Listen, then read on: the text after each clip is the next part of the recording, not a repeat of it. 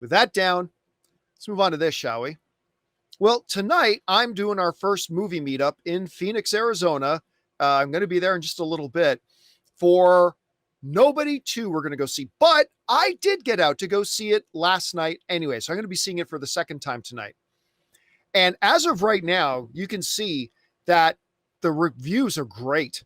It's got an 82% critic score, a 92% audience score. Granted, only 100 plus audience members is not like 10,000. But still, 92% audience score, 82% critic score. I really enjoyed the first one. I thought the first one was a lot of fun, and I've been looking forward to seeing the second one. And I'll reiterate what I said in my out of theater reaction last night for those of you who saw it, but then I'll go a little bit deeper into it. This is not a smart movie. Don't get me wrong. This is not a smart movie. This is as by the template, straightforward, no complications, basic of most basic stories there is. Hero wanders into the wrong town. That's a trope that goes all the way back to the Westerns, right? And you guys see in the trailer, Hutch decides, played by Bob Odenkirk, it's time to take a family vacation. But they wander into a town that's run by a despicable crime lord, and he gets messed up in it. Dun, dun, dun, right?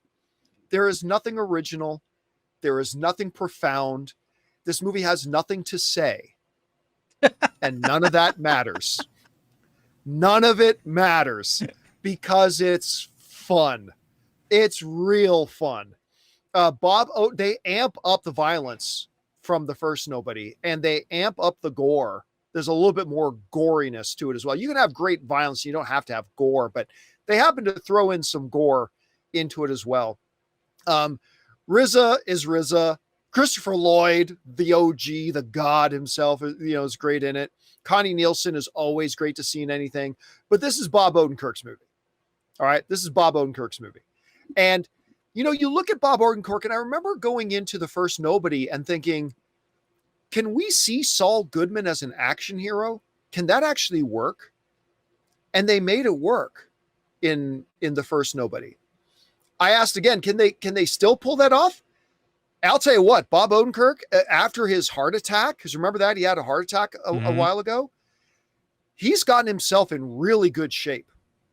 Like, he doesn't have any shirtless scenes in it, but you can tell, like, this dude has gotten himself in really good shape. And he totally pulls off the unexpected tough guy. The fight scenes are great. And listen, I said this in my out of theater reaction, but I should reiterate it here. There are a couple of moments in this movie that would provoke you to want to say out loud, oh, hell no. To the point that I was sitting in the theater and one of these moments happened. It's glimpsed in one of the trailers, so this isn't really a spoiler. There's a clip of this in one of the trailers where this security guy in an arcade slaps Bob Odenkirk's youngest daughter. And I forgot about that part. And I'm there and I'm thinking to myself, oh, hell no. And as I'm thinking to myself, oh, hell no, this lady in the back of my theater, oh, hell no, just yelled out totally at the top of her lungs.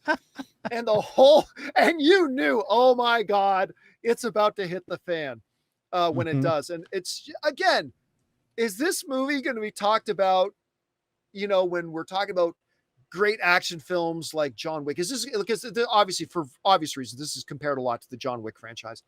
It's not going to be talked about in the same breath as John Wick. Is this going to be a film we're still talking about 5 years from now? No, it's not. But is this a good time at the theaters? Does this deliver on the one and only and simple promise that it offers to the audience? And I'm going to say, yes, it does. I walked out of the theater with a smile on my face. I had a good time. Anyway, Rob, I know you didn't have a chance to go see it yet, but as you're looking back on, the first Nobody, what did you think of it, and where's your expectations been for this second one? Well, I love the first Nobody. It was a hoot, but John, I have a big question. How's my girl Sharon Stone? Doesn't she play the ringleader, the big bad in the movie? How's she looking? What does she do? Give me the skinny on my favorite. Okay. She's not in the movie a lot. And when she is in the movie, they told her to drive in one gear. Total psychopath. Nice. That's it. Like there's no, I mean, we say nice, but it's also kind of nice when our villain can change gears, because then when they go total psychopath, it makes a bigger impression. Whereas with the villain in this, it's just total foot to the floor, total psychopath. And you know what? It works. And you know what's kind of cool in it is that her two main henchmen are both these like young women, these warrior princess young women. Nice. She's also got like big bruising guys. And when her two main bodyguards finally get into the action and start having a fight sequence, they're amazing.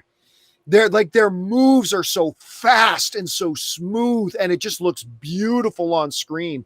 But yeah, I could have used a little more of the main villain, and I could have used a little bit more range in the main villain. Like, it's not her fault. I mean, that's clearly what the directors wanted, and it worked for what it was. So yeah, it's the villain works, but like a lot of these simple action films, the villain's not who you're going to be talking about when you walk out of the theater, if you know what I mean.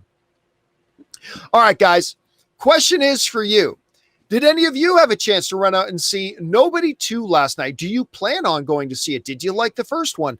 Whatever you guys think about it, jump down to the comment section below and let us know your thoughts. Hey guys, thanks so much for watching this video. Make sure you like the video, leave a comment, and subscribe to our channel. And don't forget, we have a daily podcast called the John Campea Show podcast, available on Apple Podcasts, Spotify, or your favorite podcasting app of choice. Go and subscribe to it today so it'll be there when you need it.